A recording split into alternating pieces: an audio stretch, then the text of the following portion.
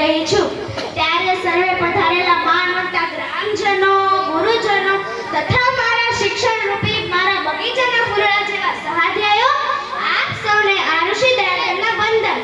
એ તમન્ના છે મારી ચાંદ બની ચમકવાની, એક આરઝુ છે મારી ગગનમાં વિહારવાની, એક સ્વપ્ન છે મારું સૂરજની કિરણો કરવાનો, એક ઉમંગ છે મારો આદર્શ દીકરી બનવાનો. દીકરી નાની હોય કે મોટી હોય, કેજીમાં ભણતી હોય કે કોલેજમાં, કુંવારી હોય કે કન્યા, પરંતુ મિત્રો દીકરી સદા દીકરી છે. નાનપણમાં પિતા સાથે ચપ બોલતી હોય, માતાનું માન રાખતી હોય, શેરીમાં શીપડા ઉડાવી નાખતી હોય, પરંતુ દીકરી જ્યારે મોટી થાય છે ને ત્યારે તે ગંભીરતા ધારણ કરી લે છે.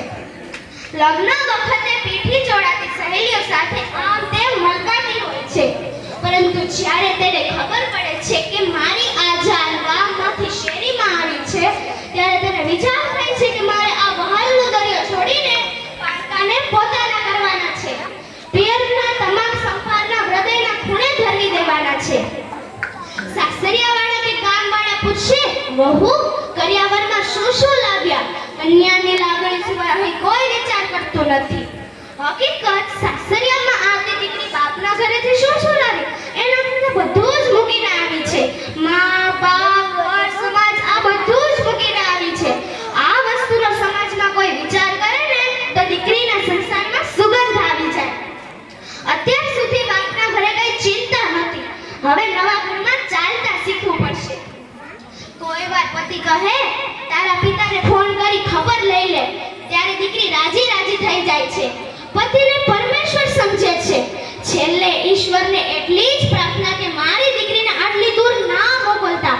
શિયાળાની કડકડતી ઠંડી હોય, ચોમાસાની મેઘલી રાત હોય અને પિતાના છેલ્લા શ્વાસ હોય ત્યારે એક ચમચી પાણી પણ નથી પીવડાવી શકતી ત્યારે પિતા કહે મારી દીકરીને તેડાવી લો, મારે તેનું મોઢું જોવું છે છેલ્લી વખત. આ પૃથ્વી પર દીકરીના મા બાપ છે તેને મારે કોટી વંદન. આ અનમોલ રત્ન છે દીકરી. गगन की शोभा सितारों से होती है, गगन की शोभा सितारों से होती है, नदी की शोभा किनारों से होती है, नदी